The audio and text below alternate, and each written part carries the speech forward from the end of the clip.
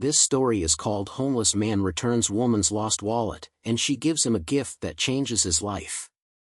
Hey, before we get into today's video, I need your help. Subscribing is one of the best ways to support us. It's fast, free, and helps us continue to bring you amazing content. Your support means a lot. Thank you so much. Now let's get into the story. Jamal Reynolds wasn't always homeless. Once upon a time, he had dreams, ambition, and a plan. But the world doesn't always care about that, especially when you're a black man born into nothing. He grew up in Southside Chicago, raised by a mother who worked 2 jobs just to keep the lights on. His father? Gone before he even learned to walk. Jamal was smart, quick-witted, full of promise. Teachers said he had potential. But potential doesn't pay rent. Potential doesn't keep the debt collectors from knocking. And potential sure as hell doesn't stop the world from slamming every door in your face. The first fall. Jamal did everything right. He stayed out of trouble. Studied hard. Got accepted to a good college on scholarships and part-time jobs. For a minute, it seemed like he was gonna make it. Then, reality hit. The school raised tuition. His mother lost her job at the diner. And suddenly, Jamal was choosing between rent and textbooks. He worked double shifts, took side gigs, barely slept. And still? It wasn't enough. 1 semester away from graduating, his financial aid ran out. He begged the school for more time. They said no. And just like that, Jamal Reynolds went from a promising student to just another dropout. The system never forgives. Without a degree, finding work was damn near impossible. He got a warehouse job, working 12-hour shifts for scraps. One night, an accident on the floor left him with a torn ACL. No insurance. No severance. No sympathy. He was let go the next day. Then came the eviction notice. Then the creditors. Then the cold, hard truth. America doesn't care if you fail. It just makes sure you never get up again. The slide into homelessness. At first, Jamal crashed on friends' couches. Then cheap motels. Then? Nowhere. One by one, people stopped picking up the phone. Because nobody wants to deal with a man who has nothing. And so? He became what society feared most. A black man with nowhere to go. He learned the unspoken rules of the streets. Where to sleep so cops wouldn't harass him. Which shelters weren't too dangerous. How to go invisible so people wouldn't see him as a threat. He got used to the whispers, the stares, the disgust. People saw him and clutched their purses. Crossed the street. Told their kids not to look at him. As if he was less than human. As if he hadn't once been just like them. The day everything changed. Jamal had been living on the streets for 3 years when he found the wallet. Tucked between a bench and a trash can, like someone had dropped it in a hurry. Inside? Cash. Credit cards. An ID belonging to a wealthy-looking white woman. He stared at it for a long time. This could be a meal. A week's worth of food. A bus ticket out of this hell. Nobody would ever know. But then? His mother's voice echoed in his head. We don't take what ain't ours, baby. Even when the world takes everything from us. So Jamal sighed, closed the wallet, and made a decision. He was going to return it. Jamal had done a lot of things in his life. But walking into a 5-star hotel looking like he didn't belong? That was a whole different kind of risk. The wallet's ID led him here, the Grand Astoria, the kind of place where a single night's stay cost more than everything he'd ever owned. He stood on the sidewalk, gripping the wallet in his hand, debating his options. Should he just leave it at the front desk? Slip away before anyone noticed him? But something in him, pride, maybe, or the stubborn need to be seen as more than what he had become, pushed him forward. The second he stepped inside, he knew. It was instant. The way the concierge's eyes narrowed. The way the bellhop stiffened. The way the woman at the check-in desk gripped her phone just a little tighter. Jamal felt it in his bones. They saw a homeless black man in their lobby. And to them, that meant trouble. The concierge, a tall, slim white guy in a suit that probably cost more than Jamal had made in his best year, stepped in front of him before he even reached the desk. "Sir, I'm going to have to ask you to leave." Jamal exhaled slowly. "I'm not here to cause trouble. I found a guest's wallet and I'm trying to return it." The man barely even looked at the wallet. "I'm sure you are. But unless you have business here." The way he said it. Like Jamal couldn't possibly have business in a place like this. Like people like him weren't meant to exist here. Jamal's grip on the wallet tightened. "Man, I'm literally trying to do the right thing." The concierge's lips curled. "Then drop it off at the front desk and leave." Jamal could feel every pair of eyes on him now. The security guard edging closer. A woman whispering to her husband, hand on her purse. And that's when he realized. Even when you do the right thing, the world will still see you as the villain. When she showed up, everything changed. Just as Jamal was about to drop the wallet and walk away, a voice cut through the tension. "Excuse me? What's going on here?" Jamal turned. A woman, early 40s, polished but not flashy, the kind of elegance that came from wealth that never had to prove itself, stood there, frowning. He recognized her face from the ID. This was her. The owner of the wallet. The concierge immediately switched tones. "Ah, Ms. Davenport. Apologies for the disturbance. This man was just..." Before he could finish, Jamal lifted the wallet. "This yours?" She blinked. Then gasped, grabbing her purse, patting it down, realization dawning. "Oh my God. Yes. Where did you find it?" "On a bench outside." She took it from him, flipping through it, then looked up. "Everything's still here?" Jamal nodded. Her eyes softened. "Wow. Thank you. Seriously.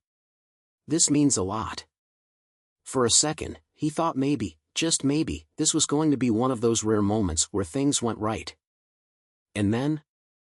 The concierge ruined it. He cleared his throat, looking at Ms. Davenport with an exaggerated sense of concern. "Are you sure nothing is missing, ma'am?" Jamal stiffened. The implication was loud. Ms. Davenport's brows furrowed. "Excuse me? I mean, we can never be too careful, right?" The concierge laughed, like it was a joke. But everyone knew what he meant. Jamal felt a bitter laugh bubbling in his throat. Unbelievable. He had returned her wallet without touching a damn thing. And yet, in their eyes, he was still a suspect. Still the threat. Ms. Davenport's face shifted. Something cold settled in her eyes. And then? She did something Jamal didn't expect. She turned to the concierge, voice sharp. "You just assume this man stole from me?" The concierge hesitated. I just wanted to be cautious." "Cautious." She let the word hang in the air, before shaking her head. "What's your name?" The concierge's face paled. Daniel, ma'am." She smiled. But it wasn't friendly. "Daniel, I don't do business with places that treat good people like criminals. Cancel my reservation." A beat of silence. Daniel stammered. "Ma'am." She held up a hand. "No. I've seen enough. I'll be letting people know exactly how you treat guests who don't look the part." And just like that, she turned to Jamal. "Come with me." He blinked. Where?" She smiled, this time, genuine. "Let's get some food. I want to hear your story." For the first time in years, someone saw him. They left the hotel, stepping onto the busy city street. Jamal wasn't sure if he should feel relieved or suspicious. People didn't just help him. Not without wanting something in return. But something about her reaction in there. The way she had stood up for him, no hesitation. Made him feel like maybe, just maybe, this was real. Maybe, for the first time in a long time, his life was about to change. Jamal sat across from Ms. Davenport in a cozy little cafe, his hands still tense on the table. The last time he had been in a restaurant like this, he wasn't a customer. He was either washing dishes in the back or getting kicked out for just existing in the wrong place. Now he was sitting here like he belonged. And it felt strange as hell. Someone who actually wanted to listen. Ms. Davenport sipped her coffee, watching him. "So, Jamal. Tell me about yourself." He hesitated. Most people didn't ask. And the ones who didn't actually care. But something about her felt different. So he exhaled. And for the first time in years, he told someone the truth. He hadn't always been like this. He told her about growing up in Southside Chicago. How his mom worked herself to the bone just to keep a roof over their heads. How he had been on his way to something better, a college degree, a future, until life pulled the rug from under him. How one bad break turned into another. How he had tried. And how, no matter what, the world just kept knocking him back down. Miss Davenport listened without interrupting. No pitying looks. No judgment. Just listening. And when he finished, she leaned forward and said something he did not expect. "I think you deserve a second chance." Jamal frowned. "What?" She set her coffee down. "I run a company. Several, actually.